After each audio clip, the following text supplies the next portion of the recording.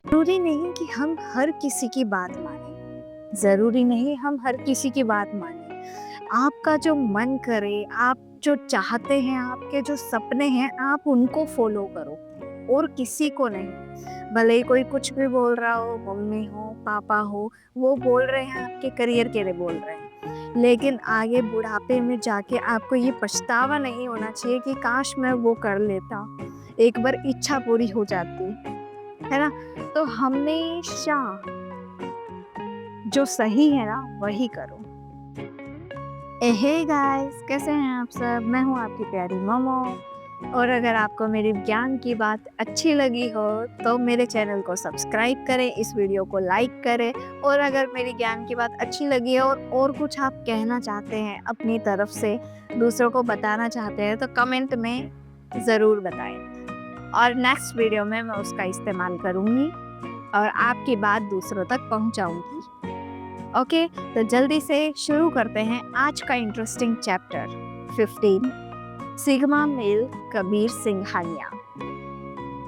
आरोही ने डॉक्टर मनीष की ओर देखते हुए आत्मविश्वास से कहा, डॉक्टर मनीष, क्या मुझे 9 सिल्वर नीडल्स मिल सकती हैं?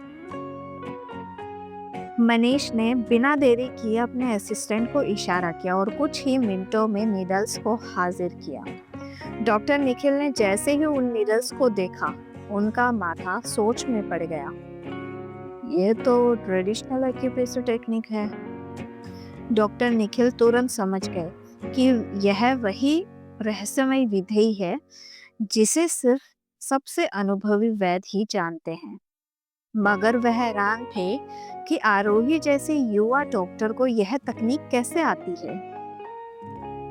आरोही ने उनकी हैरानी को नजरअंदाज करते हुए बेहोश पड़ी मरीज की ओर कदम बढ़ाए। उसने बड़ी सावधानी से पहली सिल्वर नीडल्स एक्यूप्रेशर पॉइंट पर चुभाई, फिर दूसरी, फिर तीसरी। धीरे धीरे उसने 9 अलग अलग बिंदुओं पर नीडल्स लगानी शुरू कर दी। जैसे ही 9वीं नीडल शरीर में प्रवेश कराई गई, आईसीयू में लगे मॉनिटर की स्क्रीन पर हलचल दिखने लगी।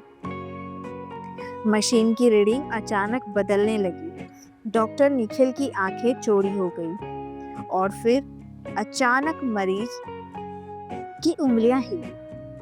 एक गहरी सांस लेते हुए उसने अपनी आंखें खोल दी। आईसीयू में खड़े सभी लोग हैरान रह गए। डॉक्टर निखिल अविश्वास से बोले, यह असंभव है। आरोही शांत बनी रही। उसने मरीज की आंखों में देखा, फिर धीरे से उसका नब्ज टटोला। आप ठीक हैं, आरोही ने मुस्कुराकर कहा। मरीज की आंखों में हलचल हुई, मानो वह समझ ही नहीं पा रही थी कि मौत उसके दरवाजे से लौट आई है। डॉक्टर निखिल की सांसें तेज हो गई। वह सोच में पड़ गए। 2 साल पहले वाली आरोही भले ही भारत की सबसे बेहतरीन डॉक्टर थी, लेकिन वह ऐसे हार्ट पेशेंट को होश में लाने की क्षमता नहीं रख सकती। तो फिर इन 2 सालों में ऐसा क्या हुआ जो आरोही पहले से भी ज्यादा शक्तिशाली डॉक्टर बन गई है? आरोही अब कौन थी और उसने यह रहस्यमय ज्ञान कैसे पाया था? आरोही ने मरीज को सहारा देकर धीरे धीरे उठाया। मरीज जो अब तक बिस्तर पर बेहोश पड़ी थी, धीरे धीरे उठकर बैठ गई। डॉक्टर निखिल और मनीष की हैरानी बढ़ती जा रही थी। उनके सामने ही आरोही ने मरीज को अपने हाथ से बनाया हुआ हरा काढ़ा पिलाया।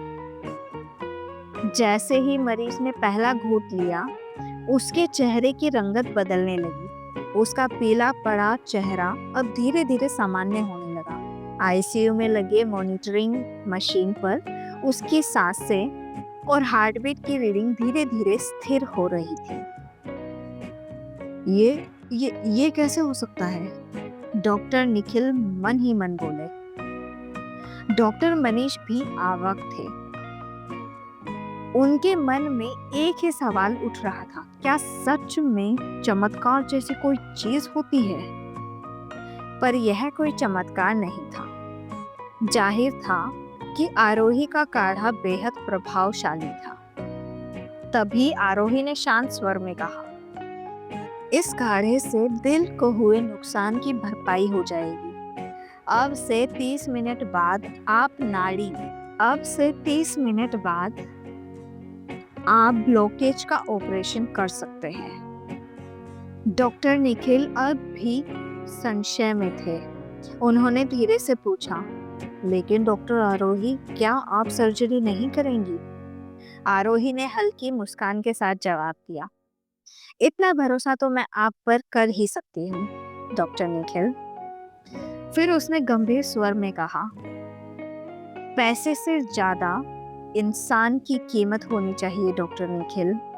डॉक्टर निखिल आरोही की बात सुनकर चुप हो गए। कुछ पल बाद उन्होंने अपनी झिझक को छुपाते हुए मुस्कुराकर जवाब दिया, आप सही कहती हैं आरोही। आईसीयू के माहौल में अब एक नई ऊर्जा थी, भरोसे की, आश्चर्य की और एक अनदेखी शक्ति की। आरोही आईसीयू से बाहर निकली। जैसे ही उसने बाहर कदम रखा, उसकी नजर वेटिंग एरिया में बैठे नीतीश और उसके बेटे आयुष पर पड़ी। नीतीश की आंखें चिंता से और बेचैनी से साफ झलक रही थी। उसे देखते ही वह जल्दी से उठा और घबराए स्वर में बोला, डॉक्टर आरोही, मेरी पत्नी ठीक तो है ना? शायद उसे आरोही से बहुत उम्मीदें थी। आयुष ने भी मासूमियत से पूछा, दीदी, मम्मी ठीक हो जाएंगी ना? आरोही हल्का मुस्कुराई। उसने प्यार से आयुष का सिर सहलाते हुए कहा, हाँ, तुम्हारी मम्मी बिल्कुल ठीक हो जाएंगी। कुछ देर बाद उनका ऑपरेशन सफलतापूर्वक पूरा हो जाएगा, तुम चिंता मत करो। आयुष की आंखों में उम्मीद की एक नई किरण चमक उठी। वह नीतीश के चेहरे पर भी थोड़ी राहत दिखी।